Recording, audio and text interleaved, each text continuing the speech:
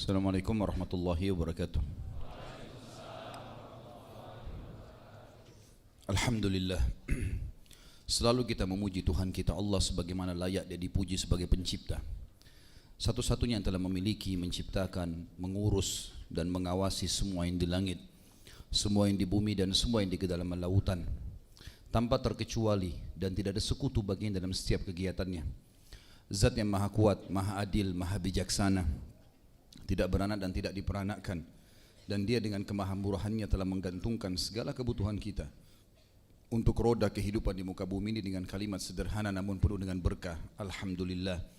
Maka jadikan lisan dan bibir kita selalu mengucapkan kalimat ini. Selanjutnya kita panjatkan salam hormat kita tidak pernah henti-hentinya selama nafas kita masih terhembuskan kepada manusia terbaik, manusia yang telah diperintahkan oleh Sang Pencipta Allah untuk dijadikan sebagai suri tauladan, tidak terkecuali dari bangsa, dari negara, dari suku manapun.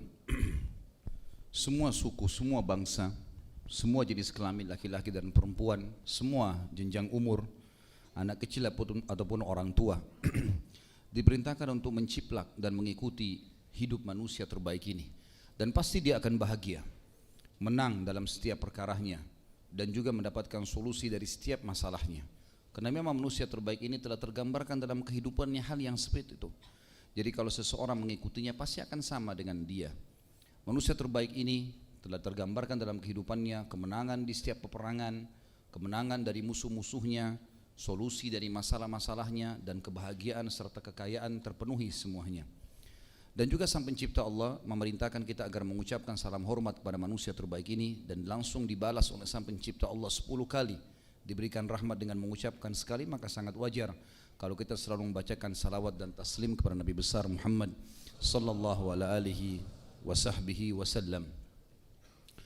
Tentu tidak henti-hentinya saya selalu mengucapkan kepada teman-teman yang memiliki semangat untuk hadir di majelis ilmu, ikhlaskan niat kita semuanya agar kita bisa mendapatkan pahala sedang berada di jalan Allah, sebagaimana sabda baginda Nabi alaihi salatu wassalam, siapapun yang keluar menuntut ilmu, mengajar atau belajar, maka dia di jalan Allah. Di dalam hadis yang lain, siapapun yang keluar menuntut ilmu ikhlas karena Allah, mengajar atau belajar, maka dia akan mendapatkan pahala haji yang sempurna. Tadi dihasankan oleh para ulama hadis. Maka ikhlaskan niat teman-teman sekalian, bukan hanya sekedar momen meramaikan masjid, atau karena diajak oleh teman, atau karena ingin tahu. Itu sangat sederhana. Ambil sesuatu yang lebih besar, mumpung belum dimulai taklim kita, ikhlaskan niat dengan hitungan detik saja. Berharap pahala dari Allah Subhanahu wa taala tanpa harus melihat siapa yang menyampaikan. Karena kebenaran itu akan terucapkan dari seseorang siapapun dia kalau memang dia mengucapkan qala Allah dan qala Rasul alaihi salatu wassalam. Jadi tidak usah melihat siapa yang menyampaikan, tapi apa yang disampaikan. Dan itu yang terpenting dalam kehidupan kita. Serta keikhlasan ini akan mendatangkan efek yang positif. Kalau tiba-tiba sebentar bubar dari majelis, atau sementara majelis berjalan, ada sebuah hadis, ada ayat, ada cerita, ada kisah, ada yang bisa menyentuh hati kita, sehingga kita merasa, oh dulu saya pernah berbuat salah, oh mungkin momennya kebetulan sama kejadiannya dengan kita, atau mungkin lebih termotivasi melakukan ibadah. Maka itu efek dari majelis ilmu. Itu rahmat yang Allah SWT turunkan dari langit. Kita tidak akan pernah memungkiri, bahkan selalu yakin sepenuh-penuhnya sabda Nabi SAW, sesungguhnya Allah memiliki malaikat-malaikat yang khusus mencari majelis-majelis ilmu. Kemudian kalau mereka menemukan, maka mereka saling panggil satu sama yang lain, sehingga mereka memenuhi majelis tersebut sampai ke langit, bersambung sampai ke langit. Di dalam hadis yang lain, baginda Nabi SAW mengatakan, tidak ada kaum, atau beliau bersabda SAW, tidak ada kaum yang berkumpul di rumah Allah membahas ayat-ayat dari kitabullah, dan termasuk tentunya kita mempelajari hukum-hukum Allah di sini, mempelajari para tokoh sahabat yang telah banyak ayat Al-Quran turun kepada mereka. Mereka menyaksikan turunnya ayat, mereka mendampingi baginda Nabi SAW, kecuali akan turun malaikat membawa rahmatnya dari langit. Dalam riwayatnya dikatakan tidak ada seorang penuntut ilmu pun yang keluar ikhlas karena Allah, kecuali malaikat akan menaunginya dengan sayapnya karena ridho terhadap apa yang dia lakukan. Dan sekian banyak riwayat tentang masalah menuntut ilmu. Maka oleh karena itu saya mengajak diri saya dan teman-teman untuk ikhlas kepada Allah Subhanahu wa taala. Selanjutnya teman-teman sekalian, saya mengucapkan apa yang diajarkan oleh baginda Nabi SAW, marhaban bi talabatil ilm, selamat datang para penuntut ilmu. Majelis ilmu hanya akan mendatangkan kemuliaan. Buat simbol hidup mulai sekarang, terutama teman-teman yang generasi muda muslim sekarang yang masih belum mencapai umur-umur lansia, di mana memang mereka mengenal Islam lebih dini, bangkitkan semangat. Sekarang sudah saatnya hijrah kepada kebaikan. Majelis ilmu ini harus dijadikan sebagai program wajib setiap hari, dan kita jadikan simbol hidup kita. Tidak ada hari tanpa ilmu, dan tarik semua dalam ibadah nantinya. Tidak ada hari kecuali tanpa tahajud, tidak ada hari kecuali atau tanpa Al-Quran, tidak ada hari tanpa duha. Akhirnya semua program kita akan jalankan dalam kehidupan kita, dan janji Allah pasti benar. Tinggal tunggu meninggal dalam keadaan baik, maka pasti masuk surga dan khalidina fiha, kekal selamanya di sana. Maka harus dijaga ini teman-teman sekalian. Istiqomah dalam agama adalah sebuah prestasi. Maka selamat datang menuntut ilmu, karena ilmu satu-satunya jalan untuk mendatangkan keimanan, dan keimanan kalau sudah ada pada diri seseorang di antara kita, maka akan berubah semuanya. Orang buruk jadi baik, penakut jadi pemberani, orang pelit jadi dermawan, dan segala sesuatunya akan menjadi sesuai dengan diperintahkan oleh Sang Pencipta Allah Subhanahu wa taala. Sebelum saya mulai juga, sebentar lagi Ramadan akan datang insyaallah, dan tablik akbar kita untuk serial sahabat di Ramadan pun tetap berjalan. Di pekan kedua, Sabtu kedua tetap ada, tapi mungkin akan diundur di pagi hari. Akan diundur di pagi hari insyaallah di pekan kedua Ramadan, ya. Dan kita akan membahas insyaallah di Ramadan nanti Hudzaifah bin Yaman radhiyallahu anhu, dan pada kesempatan ini kita akan bahas sahabat yang mulia Umair bin Wahab Al-Jumahi. Kita akan mulai teman-teman sekalian dari kisah tokoh kita ini, Umair bin Wahab Al-Jumahi. Dari namanya tentu Umair bin Wahab Al-Jumahi. Umair ini teman-teman sekalian dulunya bergelar di zaman jahiliyah syaitannya Quraisy. Mendapatkan gelar syaitannya Quraisy. Jadi dia dulu selevel jahatnya dengan kaum muslimin seperti Umar bin Khattab, seperti Ikrimah bin Abi Jahal, seperti Safwan bin Umayyah bin Khalaf. Orang-orang yang memang luar biasa bencinya dengan Islam gitu. Tapi pada saat ini kita akan lihat bagaimana kebesaran kekuasaan Allah Sang Pencipta yang jauh lebih mengetahui keadaan makhluknya daripada kita semua sebagai makhluk.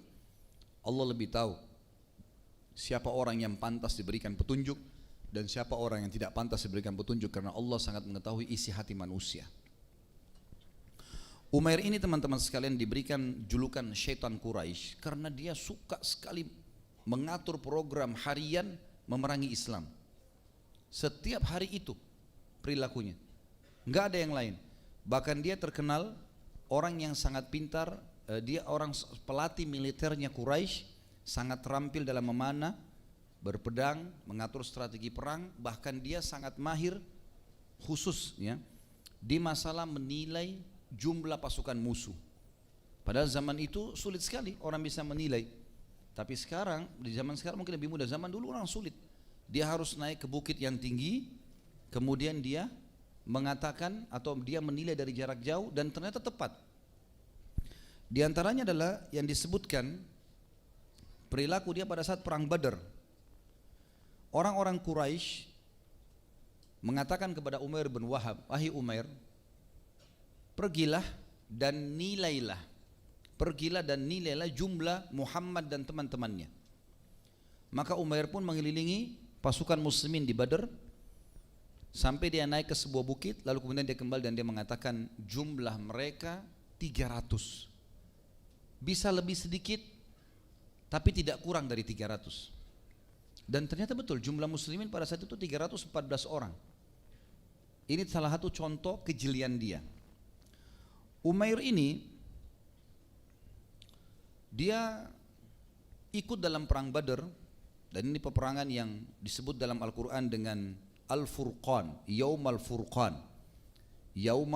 hari pembeda antara kebenaran dan kebatilan. Karena pada saat itu rata-rata pemimpin-pemimpin Quraisy meninggal semuanya, termasuk Fir'aunnya umat ini Abu Jahal, termasuk Umayyah bin Khalaf, termasuk Syaibah bin Rabi'ah, Walid ibn Syaibah, Walid bin Rabi'ah, ini semuanya ya mati, dan beberapa tokoh-tokoh Quraisy yang lain.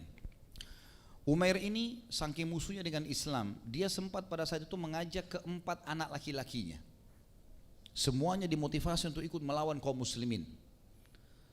3 terbunuh di Badar. Yang terbunuh anak dia adalah Jumah, Harith, dan Atiq. Ini meninggal dalam keadaan kafir. Sementara Umair sendiri berhasil melarikan diri, dan ada satu anaknya tertawan oleh kaum muslimin. Namanya Uhaib. Ya, namanya Uhaib. Pada saat perang Badar selesai teman-teman sekalian, dan kaum musyrikin dikalahkan oleh muslimin, Umair sempat duduk di sebuah wilayah namanya Hijr di Mekah. Jadi di kota Mekah sendiri ada beberapa, kalau kita mungkin sekarang kelurahan atau kecamatan ya, ada satu wilayah namanya Hijr. Hijr ini lokasi yang elit di Mekah dan selalu digunakan oleh orang-orang Quraisy untuk mengatur strategi memerangi muslimin.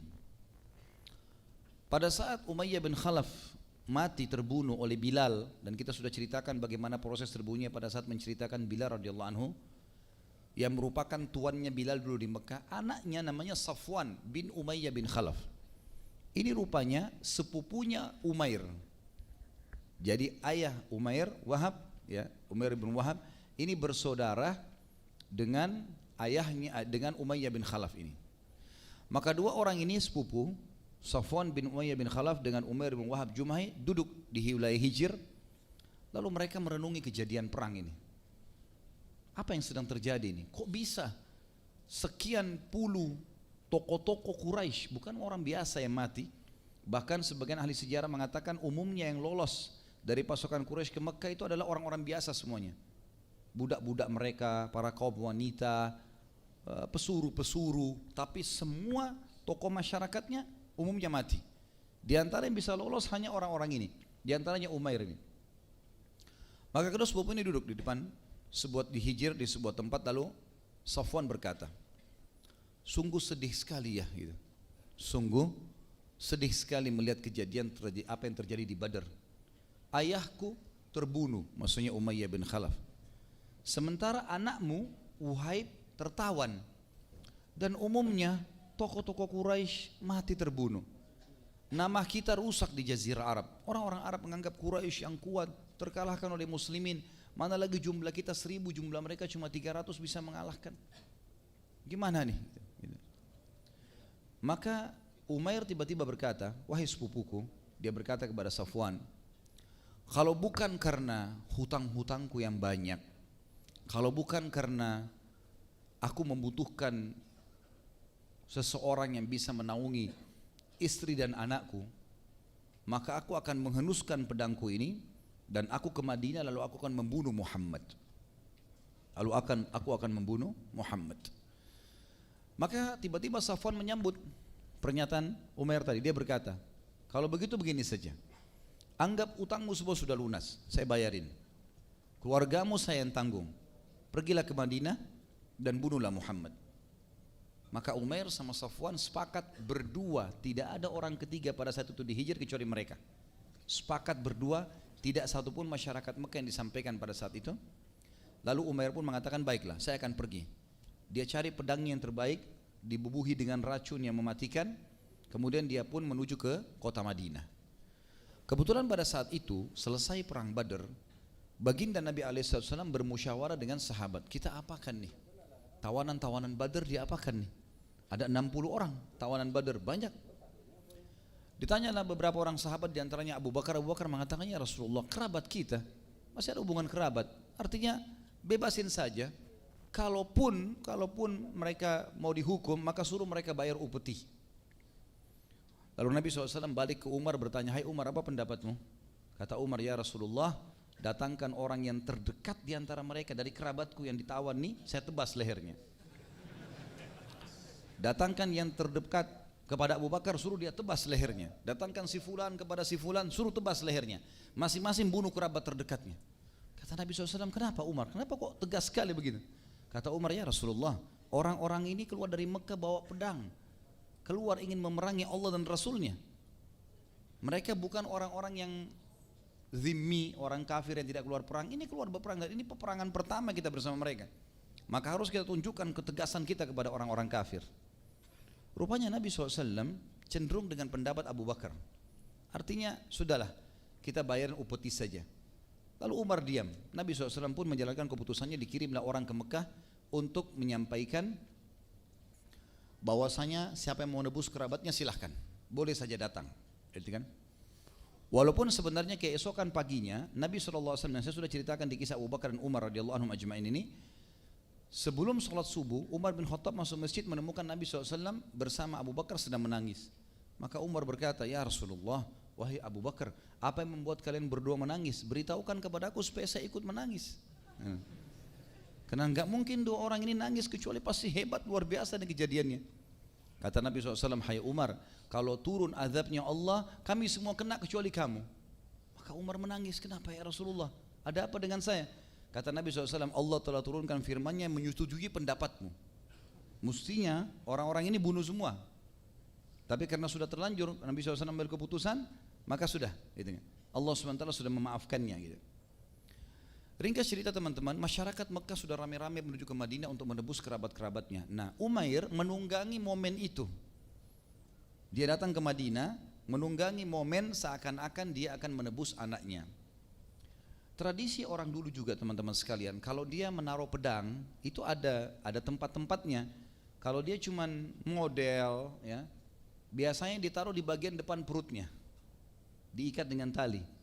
Kalau dia berjaga-jaga di pinggang kanan atau pinggang kirinya. Kalau dia mau membunuh itu ditaruh digantung di bagian punggung belakangnya, talinya terikat di depan lehernya gitu. Umair menaruh pedang itu di punggungnya. Dia lupa karena dia terlalu semangat ingin membunuh Nabi SAW. Maka dia taruh di situ, dia nggak taruh di pinggangnya, gitu kan? Kemudian juga karena buru-buru ke Madinah, dia nggak bawa tebusan, dia nggak bawa sesuatu. Begitu masuk di pintu kota Madinah, kebetulan yang menjadi kepala keamanan Madinah Umar bin Khattab. Ya. Kenapa antum ketawa? Begitu Umar lihat dia, langsung Umar berkata, Umair bin Wahab Jumahi, syaitannya Quraisy. Dia bilang sama orang-orang, hati-hati dengan orang ini. Dia tidak pernah datang kecuali untuk sesuatu niat yang buruk, gitu. Dan demi Allah, dia lebih aku benci daripada anjing, kata Umar. Luar biasa orang ini. Dan Umar berkata, dialah yang telah menerka jumlah pasukan kami di Badr. Ya, dengan bahkan dia sempat di Badr, Umair mengingatkan orang-orang Quraisy. Apa yang dia bilang? Hai Quraisy, saya sudah menerka jumlah muslimin 300 orang tidak akan kurang, tapi lebih dari itu sedikit. Dan saya juga sudah naik ke atas sebuah bukit, saya sudah meninjau di sekitar Badr, tidak ada satupun pasukan bantuan dari Madinah. Tapi ketahuilah, pasukan yang seperti ini jangan terpengaruh dengan jumlah sedikitnya, karena mereka bergantung pada pedangnya. Maka mereka datang untuk mati. Pulanglah, jangan lawan muslimin. Sempat dia kasih saran begitu sebenarnya. Tapi Abu Jahal tetap ngotot pada saat itu dan akhirnya terjadi peperangan. Maka Umar tahu, Umar mengatakan ini orang yang menebak jumlah kita.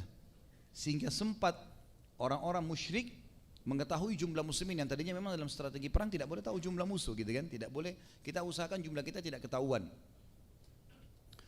Maka Umar bin Khattab mengejar Umair. Umair berusaha cepat menunggang kudanya, tapi Umar sempat menangkapnya. Lalu Umar bin Khattab memegang batang lehernya, gitu. Dalam riwayat begitu. Umair walaupun dia strategi perangnya hebat, tapi Umar tidak bisa dikalahkan. Umar naik di atas kuda, kakinya sampai di tanah. 2 meter lebih, tangannya saja sudah bisa mematahin leher orang gitu. Maka dalam riwayatnya dikatakan Umar mencekik, memegang batang lehernya Umair, lalu menyeretnya mendekati Nabi SAW sampai ke rumah.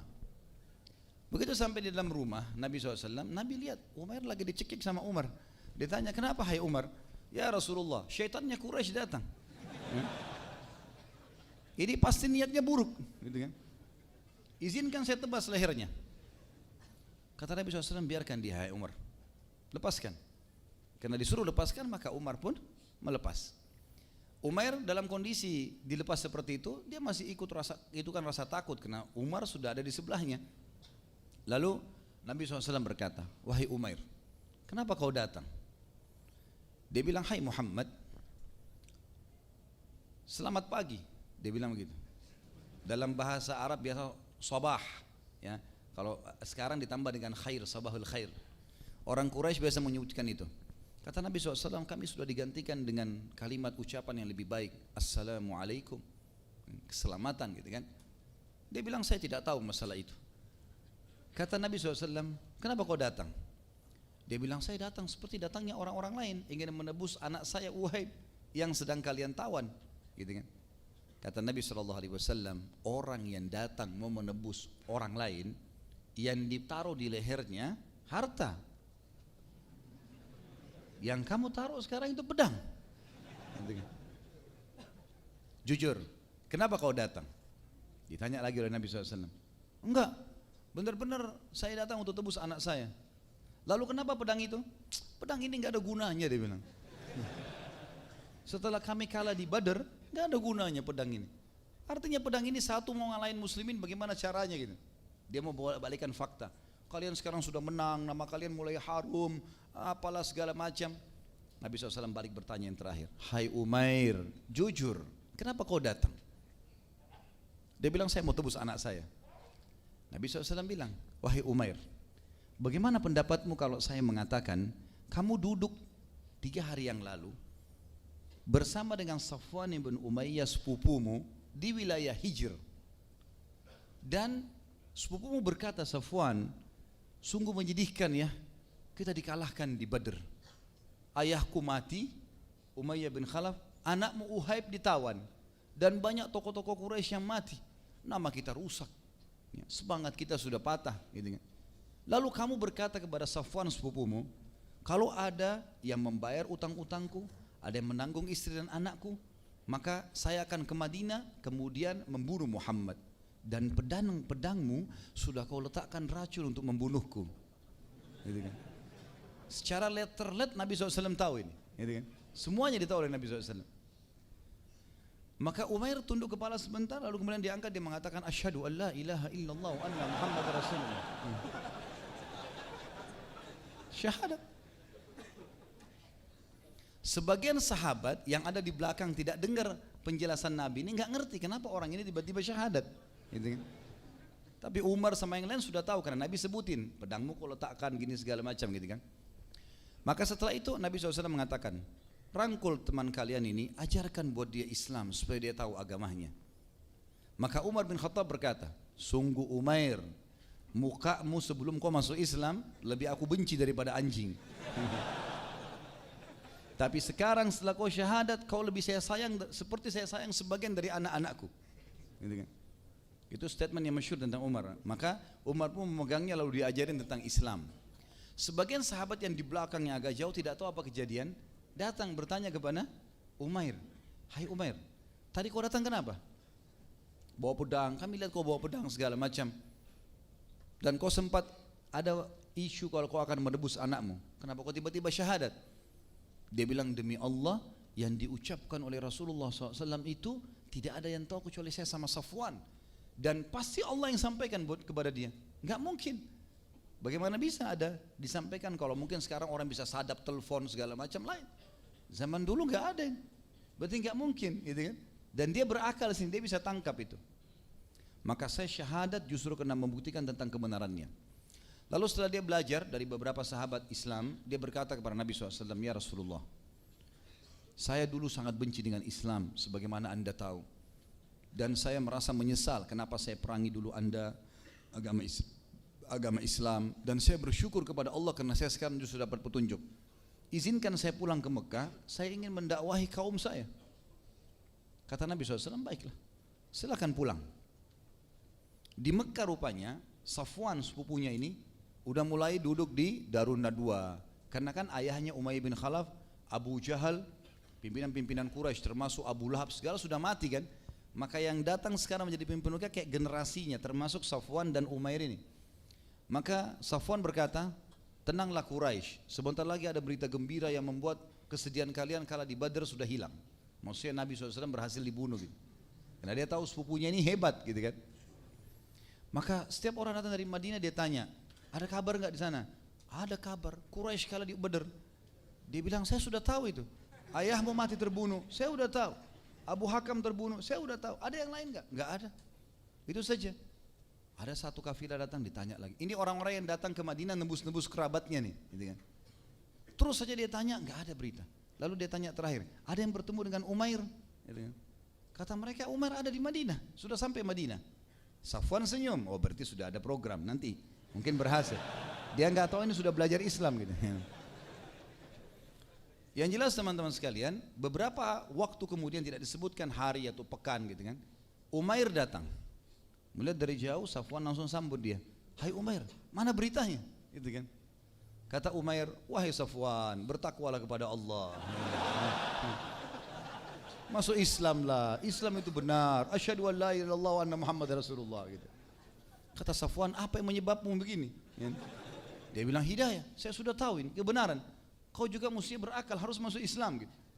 Mana kebencianmu berasa kau berangkat? Sudah dihilangkan sama Allah gitu. Akhirnya Safwan marah. Enggak ada tanggungan utangmu, enggak ada tanggungan keluargamu gitu. Kata dia enggak masalah gitu. Ini kisah masuk Islamnya dan kisah yang paling banyak diangkat oleh para ahli sejarah dan yang menulis biografi beliau radhiyallahu anhu adalah di poin ini yang paling penting. Seperti itulah kurang lebih. Kemudian Nabi SAW, setelah itu teman-teman sekalian, panjang lebar tentu riwayat, ada beberapa riwayat tapi sama saja ngerucut kepada perilaku yang sama tadi pada saat Umair masuk Islam di tangan Nabi alaihi salatu wassalam. Jadi itu teman-teman bisa ikutin tentunya sampai dari halaman ya, kalau di buku kita ini 298 sampai 302 atau 301. Di antara yang disebutkan juga tentang masalah Umair ini, pada saat dia balik ke Mekah, dia mulai berdakwah. Tapi ini masih tahun 2 Hijriah ya. Kita tahu setelahnya ada perang Uhud, ada perang Ahzab, ada Khandaq, kemudian ada pembebasan kota Mekah ya. Jadi memang Umair berdakwah tapi secukupnya dan tidak disebutkan banyak kisah beliau berhubungan dengan peperangan-peperangan Nabi SAW karena memang dia tinggal di Mekah. Dan juga di Mekah tidak disebutkan apakah ada orang-orang tertentu yang masuk Islam di tangannya, Allah alam. Tapi yang paling disoroti oleh para ulama adalah pada saat pembebasan kota Mekah. Nabi SAW menembus kota Mekah di tahun 8 Hijriah dengan kekuatan 10.000 orang pasukan dan Mekah menyerah tanpa ada perlawanan. Karena Nabi SAW dalam strategi perang beliau, dan ini taufik dari Allah SWT, tidak pernah mengiklankan akan kemana. Saya mau jihad gitu ya. Silakan siapa yang mau ikut, semuanya pada ngumpul. Jadi pasukan jalan cuma ikuti kuda Nabi SAW, tidak tahu ke arah mana. Cuma ada 2 peperangan Nabi SAW dari sekian banyak peperangan yang beliau iklankan kalau memang mau ke situ, tujuannya itu. Ke Tabuk untuk memerangi Romawi di awal tahun 9 Hijriah dan di akhir tahun 8 Hijriah dan perang Khaybar yang sebelumnya lagi untuk menyerang orang-orang Yahudi di Khaybar. Yang lain semua Nabi SAW merahasiakan termasuk Mekah. Sampai pasukan muslimin sudah tiba di dekat pintu gerbang Mekah, tinggal kurang lebih 1 mil saja, 2 kilometer lah. Orang-orang Quraisy tidak tahu kalau pasukan muslimin sudah sampai di situ. Dan pada malam itu Abbas masuk Islam. Nanti kita ceritain insyaallah di zamannya Abbas radhiyallahu anhu atau bahasannya. Kemudian Abu Sufyan juga keluar, akhirnya bertemu, akhirnya masuk Islam Abu Sufyan. Ringkasnya sampai Mekah dikuasai. Waktu Mekah dikuasai ada 10 orang yang Nabi SAW suruh bunuh, kan gitu. Ini sudah kita bahas di bahasan Ikrimah bin Abi Jahal. Salah satunya adalah Safwan bin Umayyah bin Khalaf, sepupunya Umair. 10 orang ini kalian temukan dimanapun bunuh, termasuk kalau mereka bergantung pada kiswanya Ka'bah, bunuh. Di Ka'bah nggak boleh orang bunuh orang, nggak boleh tumpah darah. Tapi Nabi SAW suruh. Di antaranya Safwan bin Umayyah bin Khalaf. Safwan ini lari meninggalkan Mekah. Dan Safwan ini memiliki terkenal orang yang pedagang terbesar dalam perlengkapan perang, pedang, panah, perisai dan seterusnya. Safwan termasuk bersama Ikrimah bin Abi Jahal, waktu kita bahas Ikrimah bin Abi Jahal yang sempat membentuk pasukan kecil lalu menyerang pasukannya Khalid bin Walid pada saat pembebasan kota Mekah, tapi mereka kalah gitu. Safwan melarikan diri pada saat itu, melarikan diri. Maka Ikrimah bin Abi Jahal radhiyallahu anhu sempat masuk Islam gara-gara istrinya. Istrinya datang kepada Nabi SAW masuk Islam lalu mengatakan, ya Rasulullah, Ikrimah lagi pergi ke Afrika, izinkan saya mengejarnya dan berikan jaminan. Kata Nabi SAW, bawalah suamimu, gak ada masalah. Lalu ringkas tentu sudah kita ceritakan di Ikrimah, dijemputlah Ikrimah oleh istrinya, kemudian di jalanan tidak mau digauli karena dia katakan saya adalah muslimah, kamu masih kafir, sampai hanya Ikrimah masuk Islam atau tiba di Mekah. Rupanya kejadian ini memicu Umair untuk meminta izin kepada Nabi SAW, ya Rasulullah, sepupu saya Safwan, dia sudah lari, sebagaimana Ikrimah dapat jaminan, boleh nggak saya kasih jaminan? Apalagi istrinya Safwan masuk Islam. Kata Nabi SAW, susul sepupumu, silahkan. Maka dikejarlah oleh Umair. Bertemulah mereka pada saat itu teman-teman sekalian. Khilaf di antara ahli sejarah pertemuannya apakah itu di Taif ataupun itu di Jeddah, gitu kan.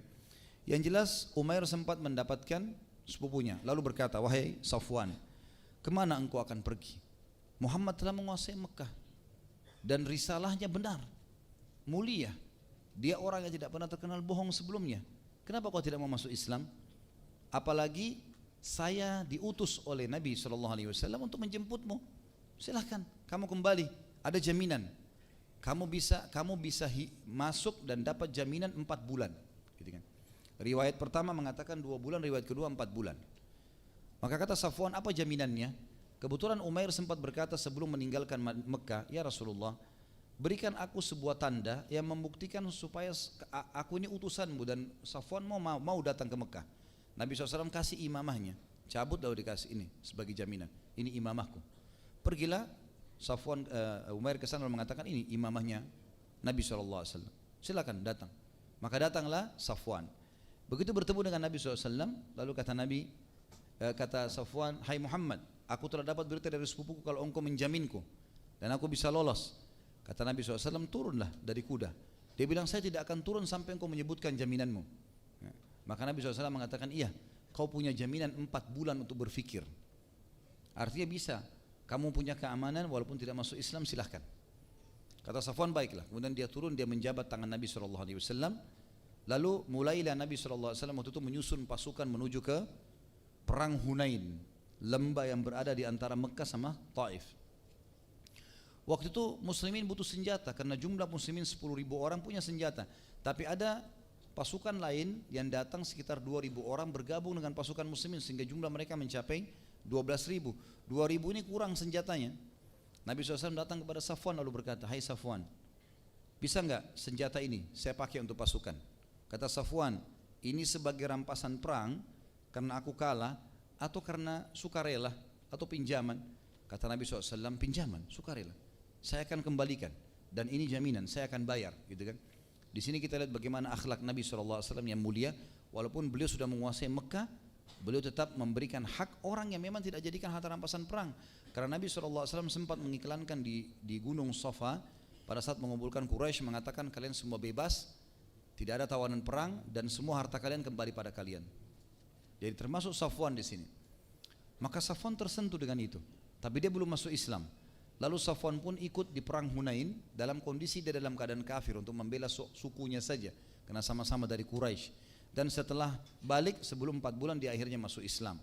Dan masuk Islamnya Safwan itu ada bahasan masalah Safwan radhiyallahu anhu.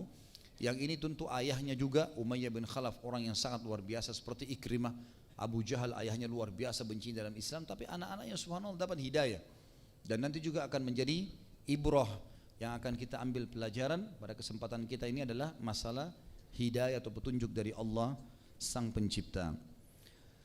Tentu sampai sini cerita tentang masalah Umair ini teman-teman sekalian yang ditulis oleh penulis kita di sini, ya. Dan saya akan coba masuk ke manaqibnya dan juga ad-durus wal ibar. Apa sih keutamaannya Umair dan juga pelajaran yang bisa kita ambil. Yang pertama teman-teman sekalian, seperti umumnya para sahabat adalah salah satu yang masuk Islam dan akhirnya menjadi sahabat, dan ini sudah satu keutamaan sendiri.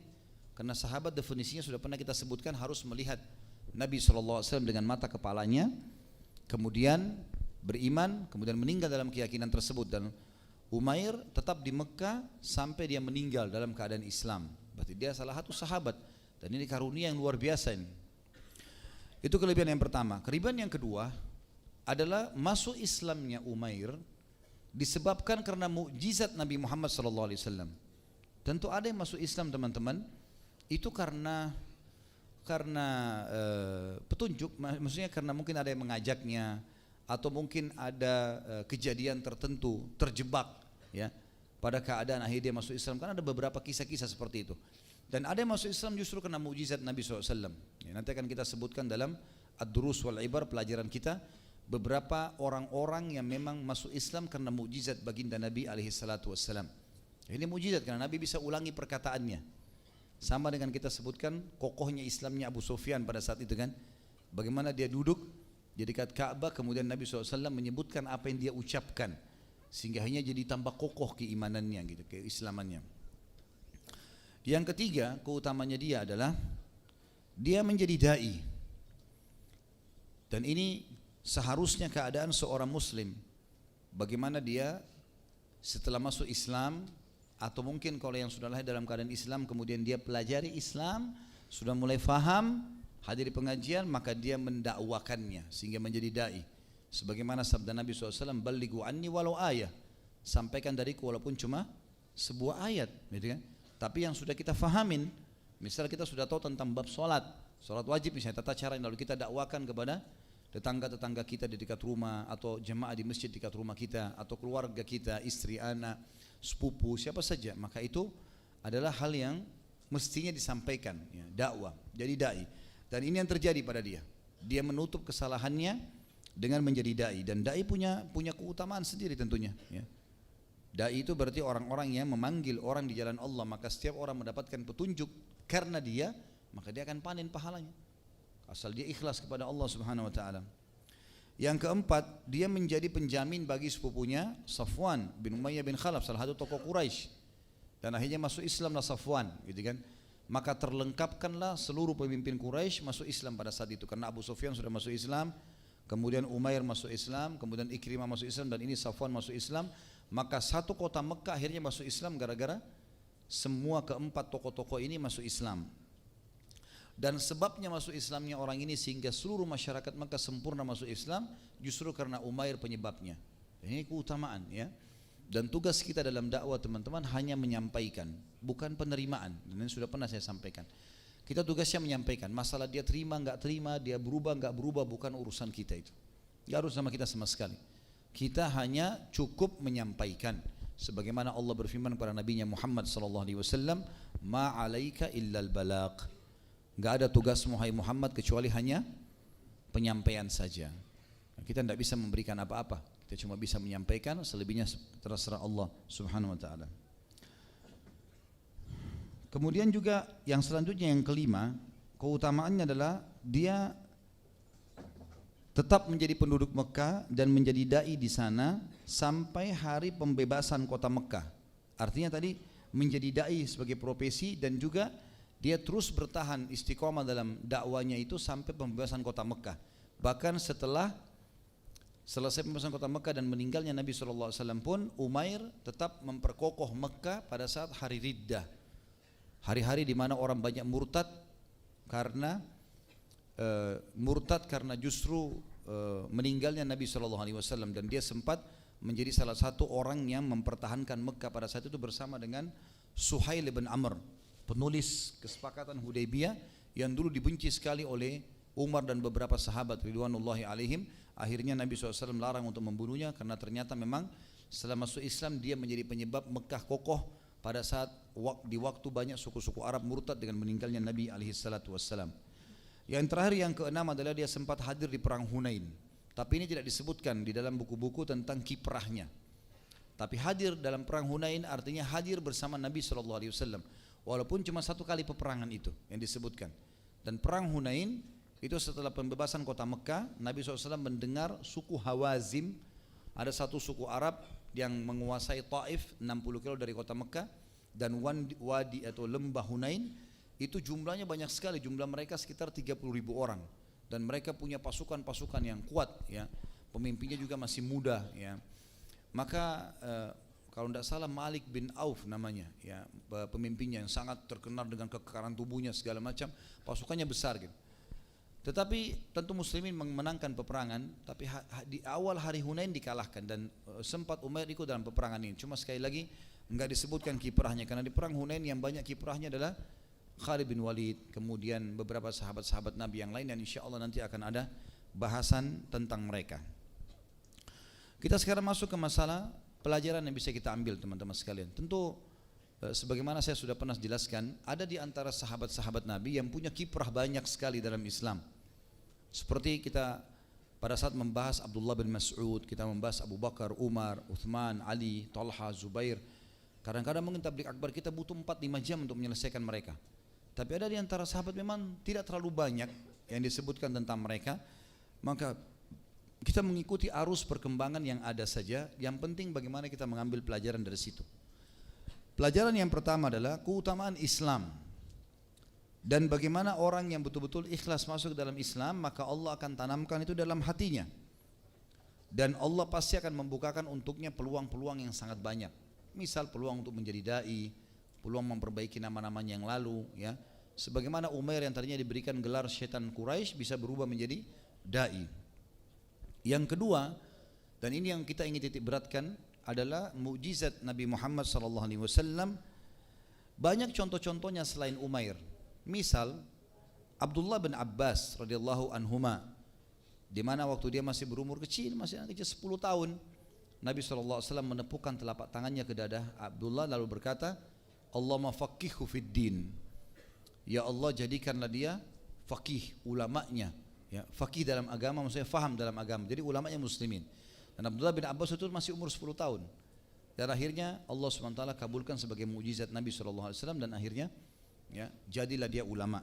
Begitu pula dengan paman ayahnya Abbas bin Abdul Muttalib masuk Islam karena mukjizat Nabi SAW. Nabi SAW berdoa kepada Allah agar Abbas diberikan hidayah.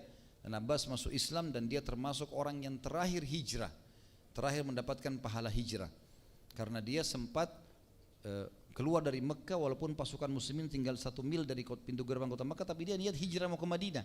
Dia enggak tahu kalau pasukan muslimin sudah datang. Begitu lihat lalu dia syahadat di hadapan Nabi SAW. Kemudian As bin Abil As, anak mantu Nabi SAW yang tadinya menikah dengan Zainab radhiyallahu anha. Waktu Zainab mengikrarkan kenabian Nabi SAW ayahnya, As bin Abil As tidak mau. Lalu Nabi SAW pisahkan mereka. Sampai akhirnya As bin As menjadi tawanan muslimin di salah satu peperangan. Kemudian waktu ditawan di masjid, selalu begitu tradisi Nabi SAW, ditawan di masjid, diikat di dalam masjid, lalu mereka melihat Nabi SAW dan para sahabat sholat, mendengarkan ayat-ayat Al-Quran, mendengarkan penyampaian Nabi SAW wahyu, atau kalau kita katakan hadis-hadis Nabi SAW, dikeraskan suara Nabi sehingga mereka mendengar para tawanan, cuma mereka diikat di tiang-tiang. Nah pada saat itu As bin As sempat tertawan seperti itu dan dia mengirim surat kepada istrinya Zainab dan mengatakan, hai Zainab, lindungilah aku. Maka pada saat Nabi SAW akan takbir sholat subuh, tiba-tiba ada suara dari sab perempuan mengatakan, aku telah melindungi As bin Abil As. Dan Nabi SAW tahu itu suara Zainab, anaknya. Para sahabat kenal suara anak Nabi SAW. Setelah saya salam, kata Nabi SAW, apakah kalian dengar apa yang saya dengar? Kata mereka, iya ya Rasulullah. Kata Nabi SAW, demi Allah saya enggak tahu sama sekali kalau anak saya Zainab melindungi mantan suaminya, dianggap mantan karena masih dalam keadaan kafir. Kecuali dia syahadat maka bisa disatukan walaupun tidak ada akad nikah lagi, gitu kan. Yang terjadi teman-teman sekalian pada saat itu Nabi SAW mengatakan, terserah kalianlah, ya, mau diterima atau enggak gitu. Tiba-tiba Zainab mengirim dari saf belakang sebuah kalung, dan kalung ini adalah kalungnya Khadijah radhiyallahu anha, yang Nabi SAW sangat kenal kalung itu. Dan kalung itu dulunya Khadijah hadiahkan waktu Zainab menikah dengan As bin Abi As ini. Lalu diberilah kepada Nabi SAW, maksudnya ini Zainab ingin menebus suaminya, seperti itulah. Maka Nabi SAW sempat meneteskan air mata karena mengingat Khadijah. Lalu beliau mengatakan lagi kalimat, terserah kalian, lakukanlah apa yang kalian lakukan. Maka mereka pun mengatakan, kami membebaskan As bin Abi As karena anda ya Rasulullah. As bin Abi As melihat kejadian tersebut kagum betul, dan dia berapa hari dengar ayat Al-Quran. Maka dia pun izin pulang ke Mekah. Waktu dia pulang ke Mekah, dia kembalikan semuanya hak-hak hak-hak masyarakat Mekah, dan dia bertanya, masih ada hak kalian tertinggal? Kata mereka sudah tidak ada, karena pada saat Nabi SAW meninggalkan Mekah, yang dipercaya adalah anak mantu Nabi ini, karena dia memang jujur, As bin Abi As. Setelah itu dia mengatakan, hai orang-orang Mekah, ketahuilah sesungguhnya aku sudah mengembalikan seluruh hak kalian, dan asyhadu an la ilaha illallah wa anna Muhammadar Rasulullah. Dia masuk Islam. Kemudian dia pun ke Madinah. Lalu dia mengatakan di depan Nabi SAW, ya Rasulullah, saya sudah masuk Islam. Asyhadu an la ilaha illallah wa anna Muhammadar Rasulullah. Diulangi syahadatnya di depan Nabi SAW. Lalu dia mengatakan, dan saya tidak ingin masuk Islam pada saat saya ditawan, agar jangan dikira saya masuk Islam justru kena takut dengan pedang. tapi saya ingin masuk Islam setelah saya balik ke Mekah dan ceritanya begini ya Rasulullah. Maka Nabi SAW pun mengembalikan dia dengan istrinya Zainab. Itu diantara contoh. Kemudian contoh yang lain adalah Fudalah radhiyallahu anhu. Orang ini setelah pembebasan, Fudalah ini masyarakat Mekah, salah satu penduduk Mekah. Waktu rame-rame masyarakat Mekah masuk Islam, Fudalah pura-pura masuk Islam. Tapi dia jengkel dalam hatinya, kenapa Mekah bisa direbut oleh kaum muslimin. Dia sempat melihat Nabi SAW lagi berdiri sendirian, melihat keadaan orang-orang tawaf, mau mengatur strategi Mekah gitu. Dia sembunyikan khanjar, pisau yang melengkung namanya khanjar, kemudian dia sembunyikan di bajunya. Lalu dia coba mendekati Nabi SAW, ya. Pelan-pelan, tapi dia sudah mengikrarkan syahadat di depan Nabi SAW gitu kan. Begitu mendekat kata Nabi SAW, hai Fudalah, apa niatmu? Gitu kan. Maka dia mengatakan, ya Rasulullah, saya mau mendampingi anda. Kata Nabi SAW, ikhlaskan niatmu. Gitu. Dia mengatakan, saya sudah ikhlas ya Rasulullah. Ya. Kata Nabi SAW, istighfarlah hai Fudalah. Dia mengatakan, astagfirullah. Lalu Nabi SAW letakkan telapak tangan beliau ke dada Fudalah, gitu kan? Lalu Fudalah mengatakan, demi Allah waktu diangkat tangan Nabi SAW dari dadahku, lalu aku menemukan Nabi SAW orang yang paling aku cintai. Sebelumnya orang yang aku sangat benci. Maka Fudalah pun mengatakan, ya Rasulullah, tadi seperti yang anda sudah ketahui, saya niat membunuh anda. Tapi demi Allah sekarang anda menjadi orang yang paling saya cintai. Ini mukjizat Nabi SAW, gitu kan? Terjadi. Tapi ini tidak terjadi pada antum ini, ya. Jangan bilang saya tepuk dadanya orang langsung dia dapat hidayah, belum tentu. Kalau Allah kuasa mau terima ya, tapi ini mukjizat baginda Nabi SAW. Kemudian juga ada kisah Thumamah. Thumamah ini kepala suku Hanifah. Kepala suku Hanifah ini atau Hanif, ya. Suku ini adalah supplier terbesarnya Mekah dari sisi kebutuhan pangan, ya. Jadi suku Hanifah ini menguasai jalur dari negeri Syam masuk ke Mekah. Dan mereka umumnya semua pedagang, dan khusus untuk gandum, ya, kurma, gitu-gitu ya, makanan-makanan pokok pada saat itu semuanya suku Hanifah ini yang pegang. Ada kisah unik di sini. Muhammad bin Maslamah radhiyallahu anhu pernah diutus oleh Nabi SAW untuk menjalankan satu sariyah, menyerang satu suku Arab gitu. Waktu saat sudah menang, ya, Muhammad bin Maslamah pulang. Di tengah jalan dia temukan Thumamah ini, tapi dia tidak tahu siapa orang ini. Thumamah ini kebetulan dari satu tempat mau kembali ke sukunya dia, suku Hanif, mau masuk ke Mekah umrah gitu. Maka Muhammad bin Maslamah kira orang ini adalah dari suku yang sedang diserang. Ditangkaplah jadi tawanan, dibawalah ke Madinah. Tiba di Madinah, Muhammad bin Maslamah menyerahkan harta rampasan perang, menyerahkan para tawanan. Nabi SAW gembira karena pasukannya berhasil mengalahkan. Lalu waktu Nabi muter-muter di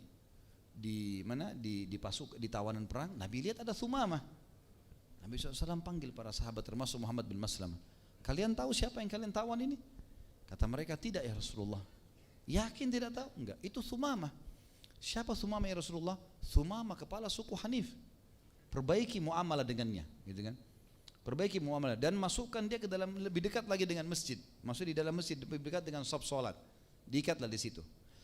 Nabi SAW pada saat sudah sering suruh berikan makanan yang terbaik, kepala suku, kemudian semua tawanan juga dikasih kebaikan tentunya, tapi ini dilebihkan.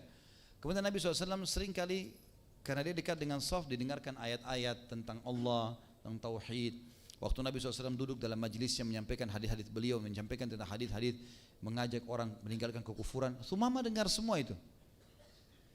Maka satu hari setelah beberapa ditawan, Nabi SAW lewat di Thumamah lalu berkata, wahai Thumamah, apa pendapatmu? Kata Thumamah, hai Muhammad, engkau telah menawan orang yang di belakangnya ada orang-orang yang siap menumpahkan darah. Maka kalau kau berbuat baik padanya, maka kau akan mendapatinya orang yang tahu berterima kasih. Nabi SAW tahu maksudnya, artinya kalau saya dibunuh dalam tawanan ini berarti sukuku akan menyerang Madinah. Kalau saya dibebaskan, apa saja kau minta, mintalah, saya akan kasih. Nabi SAW tinggalkan saja dia. Besok lagi hari kedua Nabi SAW mengatakan, hai Thumamah, apa pendapatmu? Dia ulangi lagi, hai Muhammad, engkau telah menahan seseorang yang di belakangnya banyak pedang yang siap membelahnya, banyak darah yang akan tertumpah. Dan kalau kau memaafkannya, maka mintalah apa yang kau minta, karena dia orang yang tahu berterima kasih. Nabi SAW tinggalkan. Maksudnya Nabi itu mau masuk Islam enggak? Hari ketiga juga tidak ada dikatakan yang sama, tetap dia juga jawab yang sama.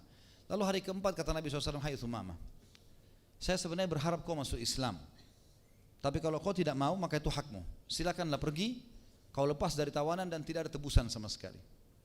Thumamah ini kepala suku, dia biasa memimpin peperangan dan dia tahu betul kalau misalnya ada orang ditawan seperti ini pasti akan ada tebusan, gak mungkin tidak. Karena minta apa saja pasti suku Hanif akan bayar gitu. Maka dia pun tersentuh di situ. Lalu kemudian dia mengatakan, hai Muhammad, saya bebas. Kata Nabi SAW, iya, kau bebas. Maka dia keluar dari pintu gerbang Madinah, diganti bajunya, ya baju dari sukunya diganti, dia mandi segala macam, diganti baju baru, lalu dia masuk, lalu dia mengatakan, hai Muhammad, asyhadu an la ilaha illallah wa anna Muhammad Rasulullah. Dia masuk Islam karena mukjizat Nabi SAW, gitu kan? Nabi berbuat baik dengan dia. Maka dia mengatakan, wahai Muhammad, ketahuilah, sebelum hari ini kotahmu, wajahmu, agamamu yang paling aku benci. Tapi setelah ini syahadat, maka sekarang kotamu menjadi kota yang paling aku cintai, engkau adalah manusia yang paling aku cintai, dan juga agamamu adalah agama yang aku jadikan sebagai pegangan hidupku. Lalu Thumamah duduk belajar agama Islam. Dia berkata, ya Rasulullah, setelah dia tahu Islam, saya akan pulang ke Mekah. Saya akan pergi, saya ini mau umroh sebenarnya waktu ditawan sama Muhammad bin Maslamah. Apakah saya lanjutkan umroh saya atau tidak? Kata Nabi SAW, lanjutkan saja, enggak ada masalah. Tapi umroh dengan cara Islam. Kata Thumamah, baiklah. Lalu pergilah dia. Waktu dia mau pergi, dia bilang, ya Rasulullah, apakah perlu saya serang Mekah? Kata Nabi SAW, tidak, jangan dulu. Tapi kalau kau ingin lakukan sesuatu yang bisa membuat mereka takut, musuh-musuh Allah, lakukanlah. Kata Thumamah, baiklah. Dia pergi. Pas dia masuk di Mekah, disambut sama tokoh-tokoh Quraisy, gitu kan.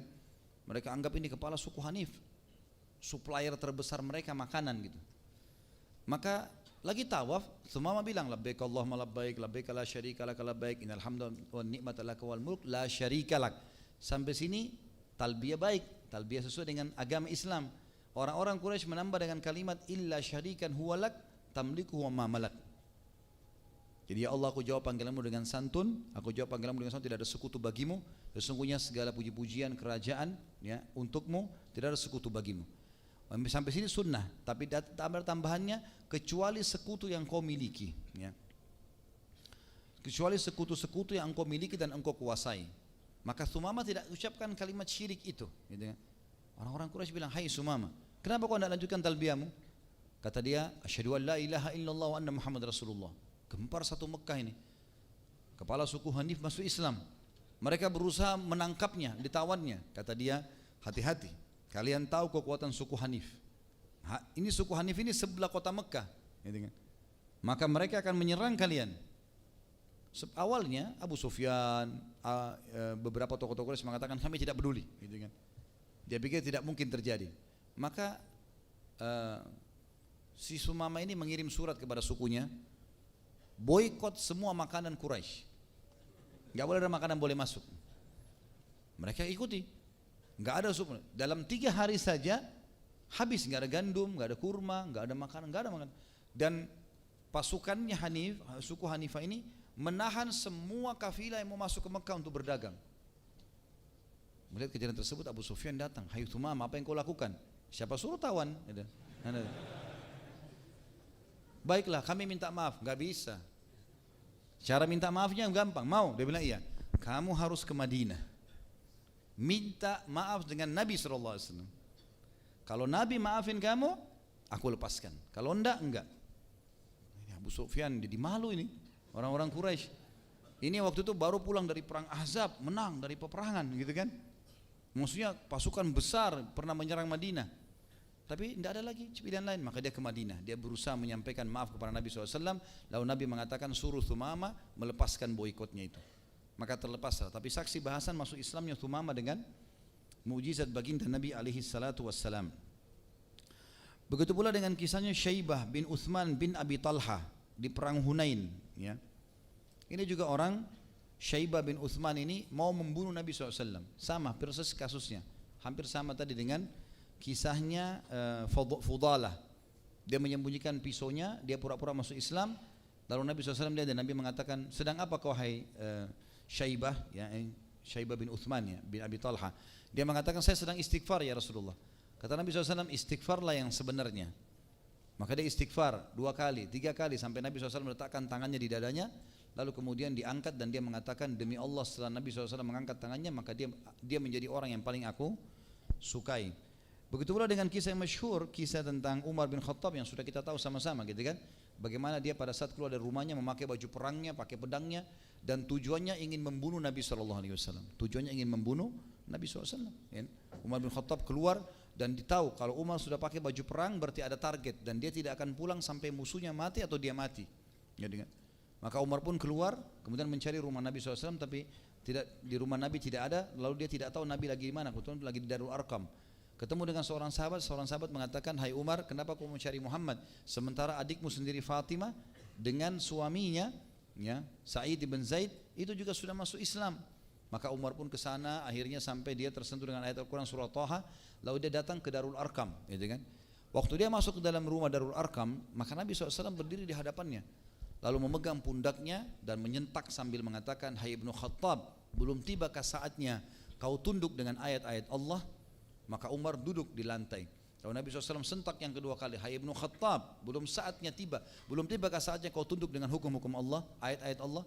Maka Umar menangis yang ketiga kali, hai Ibnu Khattab, belum tibakah saatnya kau tunduk dengan ayat Allah dan kau menunggu azabnya Allah datang? Maka Umar pun mengatakan, asyhadu an la ilaha illallah wa anna Muhammad Rasulullah. Dan sekian banyak kisah yang mirip seperti ini ya, sekian banyak, seperti masuk Islam Naim bin Mas'ud, banyak yang lain-lain tentunya yang merupakan masuk Islam mereka karena mukjizat dari baginda Nabi alaihi salatu wassalam. Yang ketiga teman-teman sekalian, pelajaran yang bisa kita ambil, tentu pelajaran pertama tadi tentang pentingnya Islam, luasnya Islam. Orang sudah masuk Islam diberikan kesempatan bisa menjadi orang berprestasi. Tadinya musuh Islam bisa jadi dai, bisa jadi ulama. Kemudian masuk mukjizat Nabi SAW dengan masuk Islamnya beberapa orang justru melalui beliau. Yang ketiga adalah keutamaan orang yang bergerak dalam membela kebenaran dan memperbaiki sesuatu yang telah lalu dari masa jahiliyah. Saya sarankan teman-teman semuanya yang pernah terjerumus dalam kesalahan, jangan berputus asa teman-teman. Islam gak kenal putus asa. Islam gak kenal kata-kata saya sudah terlanjur. Islam tidak kenal kata-kata kalah dalam Islam, tidak ada. Bahkan Nabi SAW dengan tegas mengatakan, kalau di tangan kalian ada bibit, besok kiamat tanam. Agama bergerak, agama Islam ini agama yang memotivasi orang untuk maju, gitu kan. Enggak ada kata-kata dulu saya sudah terlanjur begini, sekarang saya kecil hati, tidak. Saya sarankan teman-teman membaca, mendengar, dan insya Allah akan terlibat dalam bentuk buku nanti ceramah saya yang judulnya Iyah, inilah aku sekarang. Itu memang saya khususkan bagi teman-teman yang dulu pernah punya masalah, kemudian sekarang taubat. Jadi kalau kita sekarang ketemu dengan teman SMA, teman SMP, atau teman kuliah dulu, atau teman kantor, kita dulu nakal sekali, luar biasa, segala macam kesalahan kita lakukan. Lalu mereka mengatakan, kamu berubah ya sekarang, kamu alim. Iya, inilah aku sekarang. Jawabannya harus jelas dan tidak usah malu teman-teman sekalian. Begitu teman-teman SMA kopiahnya dicabut, sembunyi kopiah di kantong. Kenapa?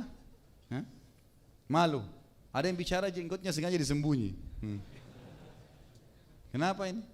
Akhwatnya ketemu sama teman-temannya buka jilbab, atau buka cadar, atau mungkin pada saat ngobrol tadinya dia sudah faham nih, nggak boleh gibah orang, tapi karena ketemu teman-teman lama sudahlah nggak apa-apa gosip, nggak boleh. Sekarang kita saatnya mengubah itu. Iya, inilah aku sekarang. Itu 3 jam kalau nggak salah tablik akbar waktu itu di kota Makassar bahasannya, dan saya sarankan teman-teman mengikuti ceramah itu agar bisa berbesar hati untuk bisa menerima keadaan kita sekarang dan tidak malu dengan keadaan perubahan ini. Teman-teman juga tentu bisa dengar riwayat kisah kita tentang Mus'ab bin Umair radhiyallahu anhu yang dulunya orang kaya raya di Mekah, sahabat Nabi. Kalau Mus'ab lewat bau wanginya kecium semuanya, satu jalan itu di kota Mekah tercium bau wanginya. Tapi setelah masuk Islam, orang tuanya yang kaya raya memboikot semuanya, disiksa segala macam, berubah. Sama itu dia mati syahid di perang Uhud radhiyallahu anhu, itu tidak ada baju kecuali baju yang di badannya saja. Nah pada saat dia berubah semua, tidak ada lagi uangnya, tidak ada hartanya. Kemudian waktu dia meninggal kata para sahabat, kami menemukan Mus'ab, kalau kami tutup kepalanya kakinya kelihatan, kalau kami tutup kakinya maka kami temukan kepalanya terlihat. maka Rasulullah SAW menyuruh menutup kepalanya dan kaki ditutup dengan sisa-sisa pelapa kurma. Tapi perubahan tidak memalukan bagi orang Islam kalau berubah menjadi orang yang lebih baik. Tampil nggak masalah. Ya. Iya, ini aku sekarang. Kita lebih baik begitu. Selanjutnya teman-teman sekalian, yang keempat adalah, dan ini penutupan bahasan kita sebenarnya dari ibro dan pelajaran, dan ini cukup panjang, sedikit saya akan jelaskan, adalah masalah fadlu hidayah atau keutamaan hidayah, membahas masalah hidayah.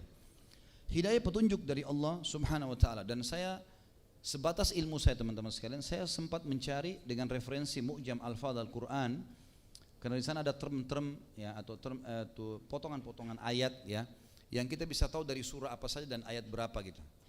Saya coba menghitung pelan-pelan kemarin itu, kalau saya tidak salah saya menemukan sekitar 316 ayat berbicara tentang masalah hidayah. Dan ini termasuk besar. Saya dulu subhanallah waktu menyusun materi tentang judulnya di YouTube ada bekal dunia akhirat, masalah takwa. Saya menemukan takwa itu 228 ayat dan saya pikir itu sudah sangat banyak. Ternyata hidayah jauh lebih banyak, ada 316 ayat.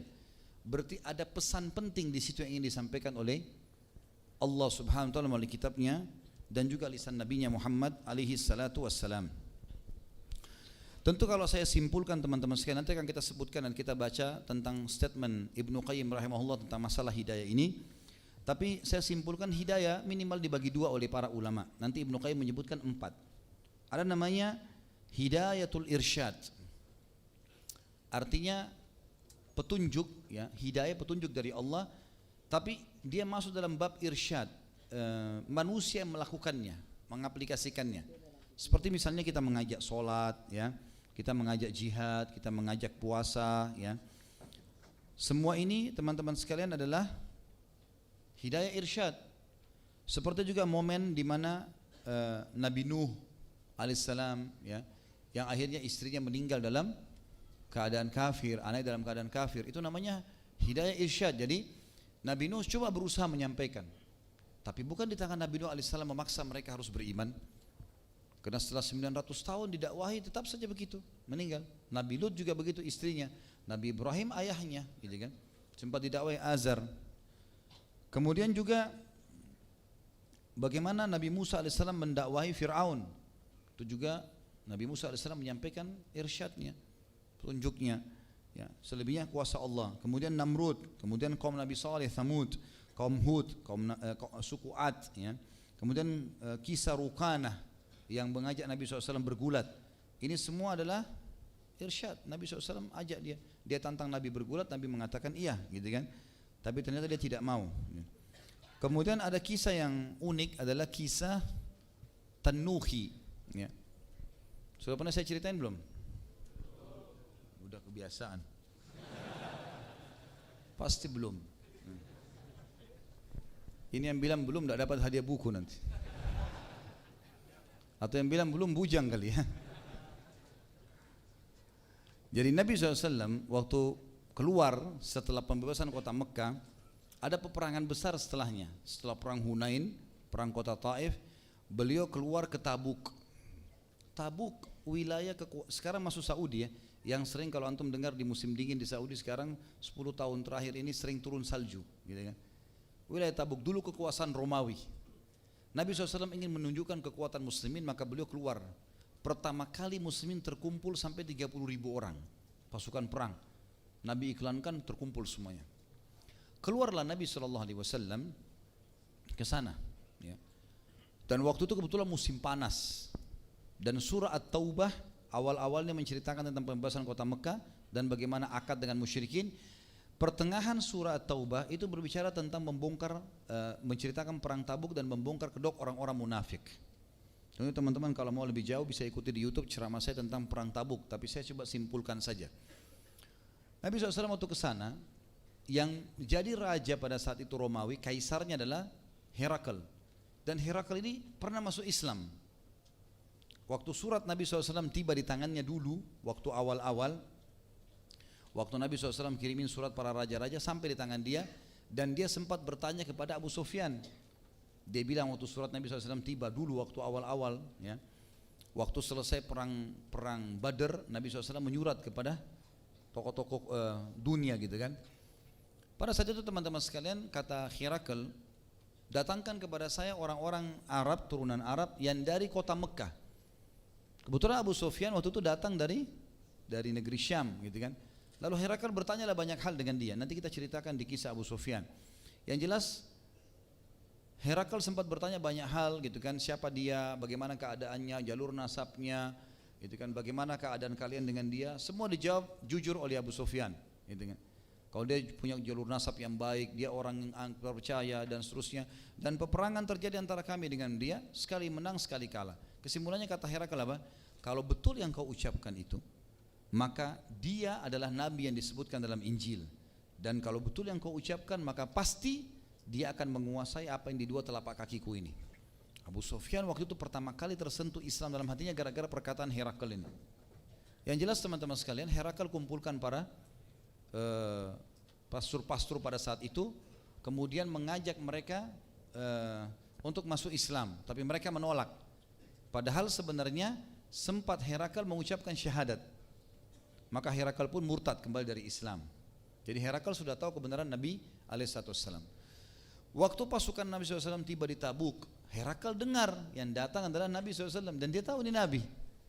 Maka dia berkata kepada pasukannya, saya akan utus seseorang menemui ini orang ini, tapi saya sudah tahu orang ini Nabi. Dan kalian tahu saya seorang pastor. Maka saya akan utus seorang utusan, kalau utusan saya membawa informasi yang saya inginkan, berarti dia sudah pasti Nabi. Harus kalian bisa mengikutinya. Diutus salah satu orang namanya Tanuhi. Ya, dalam buku-buku bahasa Arab begitu, saya tidak tahu dalam bahasa Inggrisnya. Tanuhi ini datang ke pasukan muslimin karena dikirim oleh Herakl dan disambut oleh Nabi SAW. Orang ini kebetulan anak muda yang memang Herakl minta, saya minta anak Nasrani yang bisa bahasa Arab dan kuat agamanya, enggak mudah murtad gitu. Dan pada Tanuhi datang ke sana, Nabi SAW heran melihat bahasa Arabnya bagus sekali, orangnya cerdas. Maka Nabi SAW tawarkan Islam. Tapi pesannya Herakl, begitu kau ketemu sama Muhammad itu, tanda kenabian pertamanya adalah, lihat dia tanya enggak tentang suratnya sudah sampai ke saya atau enggak. Kalau dia tanya itu berarti tanda kenabian sudah ada. Maka begitu tiba Tanuhi ketemu Nabi SAW, dia bilang saya utusan Herakl. Kata Nabi SAW, saya mau tanya sebelum kamu duduk, surat saya sudah sampai ke tangan Herakl enggak? Ini tanda kenabian sudah ada, gitu kan? Itu kata Herakl, itu bahasa dia. Kemudian Herakl meminta juga dia untuk melihat tanda kenabian di pundak Nabi SAW. Tapi bukan dengan cara meminta, dia harus menunggu momen. Maka Tanuhi mengatakan, hai Muhammad, izinkan saya tinggal di pasukan muslimin beberapa hari, saya ingin melihat keadaan kalian. Nabi SAW biarkan sampai 5 hari. Tiap hari Nabi datangin, tiap hari Nabi duduk, tiap hari Nabi dakwahi, tiap hari Nabi langsung yang dakwahi. Bayangkan aja ya. Kita kalau didatangi seorang syekh tiap hari ke rumah kita nasihatin, udah luar biasa, kapok-kapok tobat gitu kan. Iya maaf sudah ini ayat tentang neraka segala macam kapok. Ini Nabi SAW dakwahi tiap hari ketemu, dikasih makanan khusus. Terakhir Nabi bilang, masuk Islam Tanuhi, apa yang kurang jelas? Dia bilang, saya bagian dari kaum saya. Apa jawaban Nabi SAW? Subhanallah, maha suci Allah. Lalu dia baca firman Allah, innaka la tahdi man ahbabta walakin Allah yahdi man yasha. Hai Muhammad, kau tidak bisa memberikan petunjuk siapa yang kau sukai, tapi Allah memberi petunjuk kepada siapapun yang dia sukai. Jadi di sini teman-teman sekalian, Nabi SAW menunjukkan irsyadnya.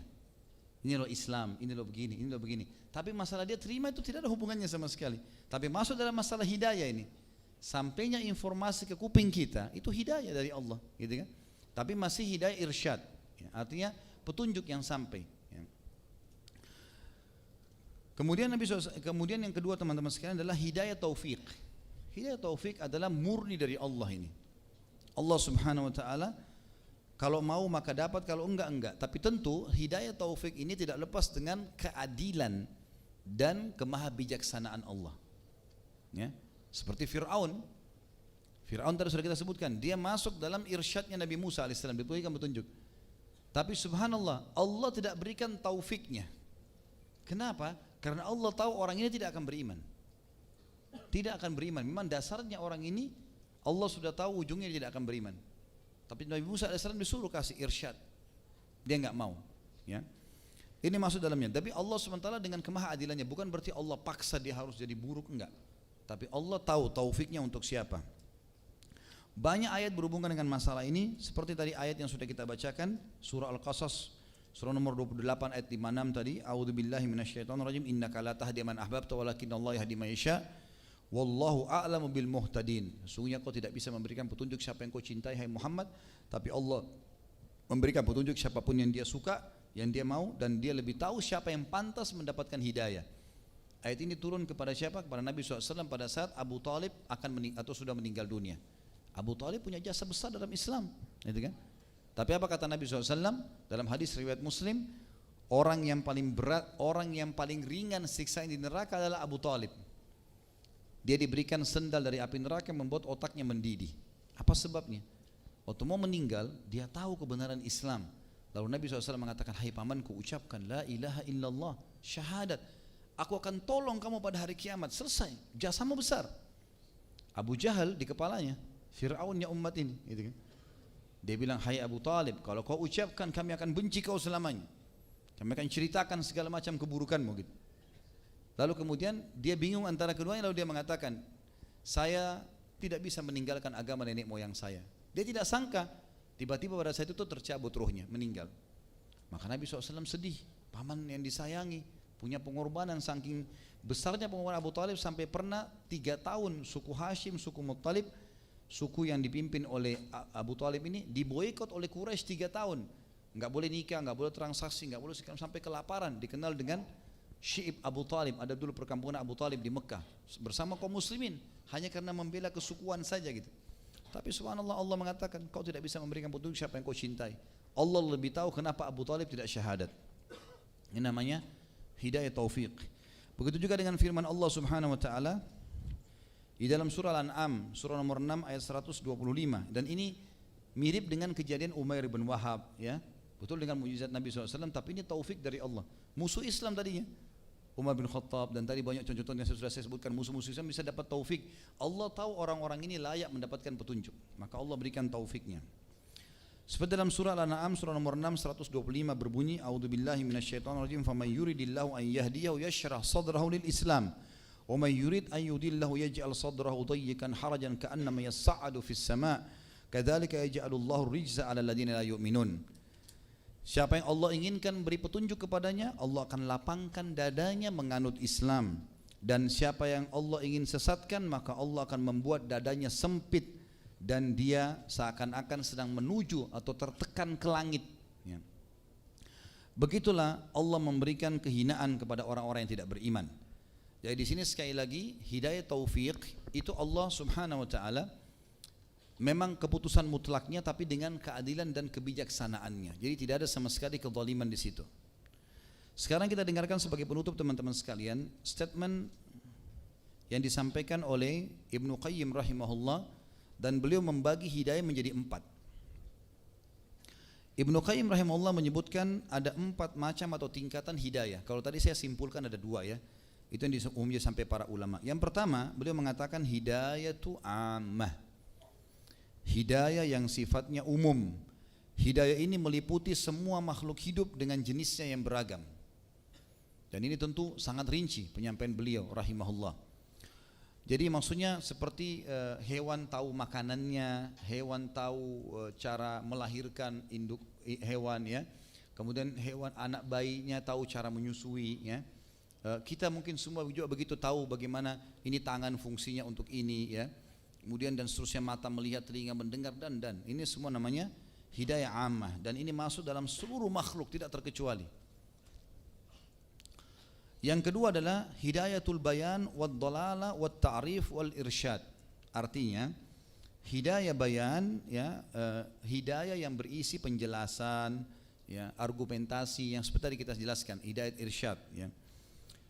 Kata beliau, ini semua bisa dilakukan oleh siapapun yang memiliki kemampuan menyampaikannya. Ini yang dimaksud dalam firman Allah Subhanahu wa taala dalam surah Asy-Syura, surah nomor 42 ayat 52.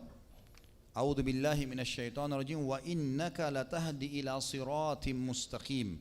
Sesungguhnya kamu benar-benar akan memberi petunjuk kepada jalan yang lurus.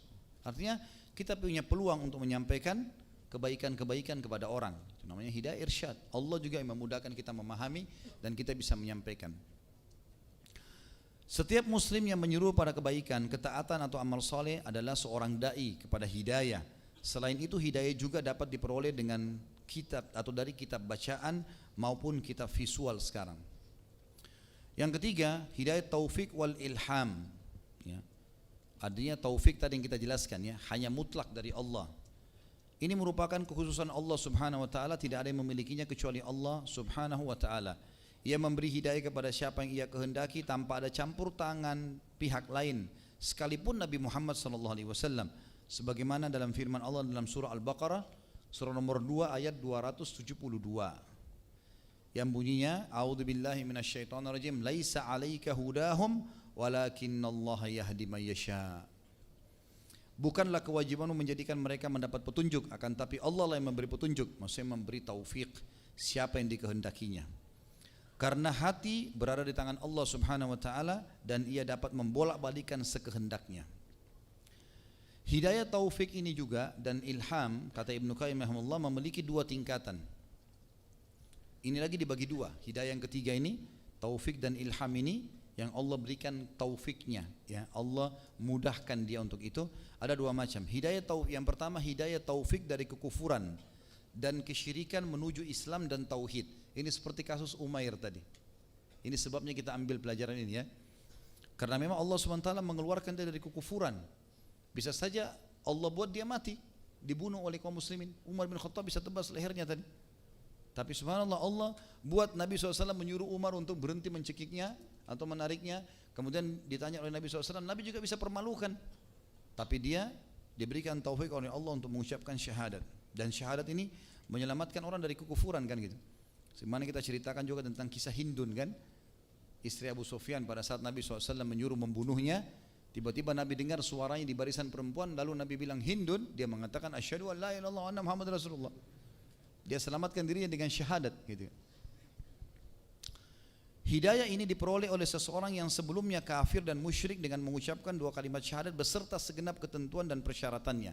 Allah Subhanahu wa taala berfirman dalam surah Al-Imran, surah nomor 3 ayat 20. A'udzubillahi minasyaitonirrajim. Wa qul lil ladzina utul kitaba wal ummiyina aslamtum fa in aslamu faqad ihtadaw wa in tawallaw fa innama 'alaikal balagh wallahu basirun bil ibad.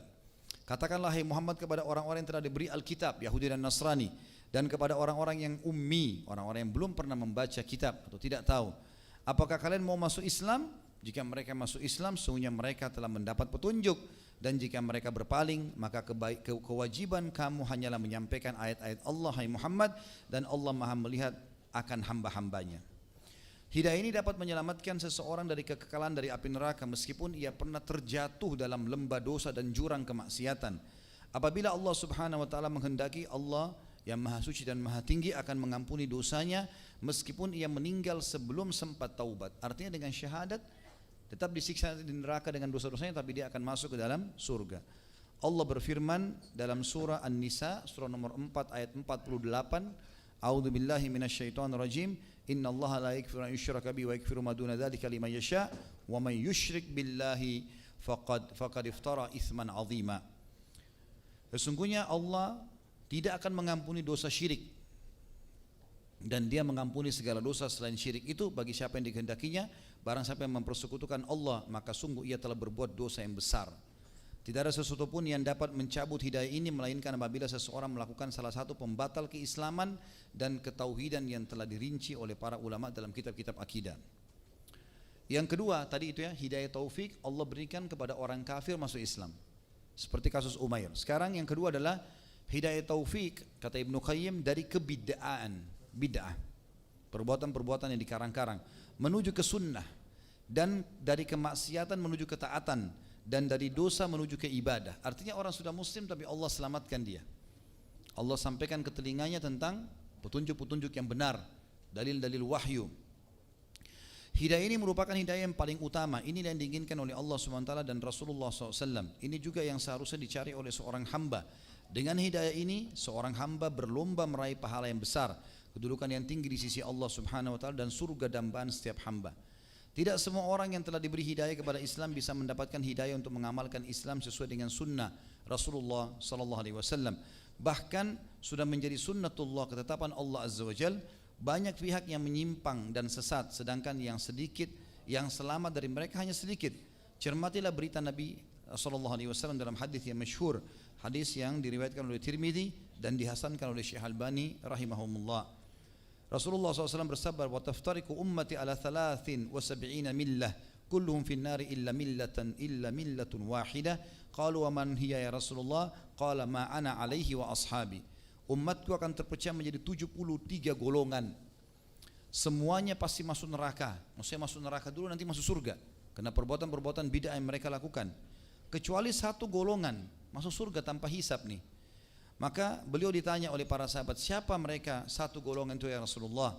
Beliau bersabda sallallahu alaihi wasallam, golongan yang berada di atas apa yang aku dan para sahabatku berada di atasnya. Selesai. Rasulullah dan sahabat kerjakan, kita kerjakan. Tidak usah dikerjakan. Agama sudah sempurna. Ini orang yang selamat. Hanya satu golongan yang dinyatakan selamat dari kesesatan. Mereka adalah orang-orang yang senantiasa di atas sunnah Rasulullah sallallahu alaihi wasallam. Hidayah ini merupakan konsekuensi dari hidayah taufik yang pertama. Setiap orang yang telah mengucapkan 2 kalimat syahadat dan memeluk agama Islam harus mempelajari dan mengamalkan Islam sesuai dengan bimbingan sunnah Rasulullah sallallahu alaihi wasallam. Dia harus mengaplikasikan Islam secara kafah dalam kehidupannya, sebagaimana Allah berfirman dalam surah Al-Baqarah surah nomor 2 ayat 208. A'udzu billahi minasyaitonir rajim. Ya ayyuhalladzina amanu udkhulu fis silmi kafatan wa la tattabi'u khutuwatis syaitan innahu lakum aduwwum mubin. Wahai orang-orang yang beriman, masuklah kamu ke dalam Islam secara keseluruhan dan janganlah kamu ikuti langkah-langkah syaitan. Sesungguhnya syaitan itu musuh yang nyata bagi kalian. Yang keempat teman-teman sekalian adalah yang terakhir, hidayah untuk dapat masuk ke dalam surga. Allah Subhanahu wa taala berfirman tentang ahli surga dalam surah Al-A'raf surah nomor 7 ayat 43. A'udzu billahi minasyaitonir rajim wa qalu alhamdulillahilladzi hadana lihadza. Para ahli surga akan berkata setelah masuk di surga, segala puji bagi Allah yang telah menunjuki kami kepada surga ini. Keempat tingkatan hidayah ini, kata beliau dalam penutupan, bertahap sifatnya. Seorang hamba yang belum mencapai tingkatan kedua tidak akan mencapai hidayah tingkatan yang ketiga. Untuk mendapat tingkatan hidayah yang keempat, ia harus melalui tingkatan yang kedua dan ketiga. Demikianlah seterusnya. Ya. Jadi artinya hidayah ini saling berhubungan satu sama yang lainnya. Hanya saya tadi itu adalah rincian yang bisa kita ambil pelajaran darinya. Allahu a'lam. Kita berdoa kepada Allah SWT semoga majlis kita diberkahi olehnya dan dijadikan sebagai tambahan amal kita pada hari kiamat. Semoga seluruh amal yang pernah kita kerjakan sekecil sampai sebesar apapun sampai menjelang ajal datang nanti diterima dengan kemahamurahannya. Dan semoga semua dosa yang pernah kita kerjakan juga kedua orang tua kita dan seluruh kerabat dan orang-orang yang kita kenal diganti dengan kemahamurahan Allah menjadi pahala. Dan kita berdoa selalu agar Indonesia menjadi aman, tentram, damai. Seluruh rezeki jadi diberikan oleh Allah Subhanahu wa taala dan seluruh umat Islam berada di bawah naungan ukhuwah Islamiyah, diangkat perselisihan di antara mereka, disatukan hati mereka di bawah naungan keimanan, dan juga semoga seluruh ibadahnya kembali kepada Al-Quran dan Sunnah, dan seluruh wilayah di Indonesia juga diberikan pemimpin muslim yang adil yang kembali kepada Al-Quran dan Sunnah, dan semoga Indonesia menjadi contoh bagi negara-negara yang lain. Dan tidak pernah lupa kita doakan saudara kita di Palestina, di Syria, di Yaman, di Irak, di Myanmar, di Ahsa, dimanapun bagaimana sedang tertindas, semoga Allah ikhlaskan niat mereka, terima para syuhada mereka, mudahkan Islam di tangan mereka dan tangan kita semua, dan semoga Allah partisipasikan kita bersama mereka di pahala baik dengan doa, dengan harta juga dengan jiwa kita, dan semoga Allah dengan kemahamurahannya menyatukan kita semua di surga firdausnya tanpa hisab, menyatukan kita di majelis ilmu yang mulia ini. Kalau benar dari Allah, kalau salah dari saya mohon dimaafkan. Dan bagi teman-teman yang punya kesempatan masih bisa hadir hari Rabu insyaallah, silakan hadir di majelis kita juga di sini setiap Rabu malam, terutama teman-teman yang kebetulan lagi mampir ke Jakarta. Dan silakan kami membuka peluang untuk masuk ke web resmi di www.khalidbasalamah.com, dan kami selalu mengingatkan sebelum majelis supaya tidak usah ikut menyoting. Karena shootingan-shootingan yang kadang-kadang dibuat oleh teman-teman, mungkin kualitas kamera ada bermasalah, mungkin ada ceramah yang perlu diedit. Tim sudah ada alhamdulillah, web resmi sudah ada, tinggal diambil silahkan disebarin dan tolong jangan dikomersialkan. Ya, ini penting sekali agar dakwah bisa menyebar insyaallah. Mungkin begitu saja. Subhanakallahumma bihamdika, asyhadu an la ilaha illa anta astaghfiruka wa atubu ilaik. Wassalamualaikum warahmatullahi wabarakatuh.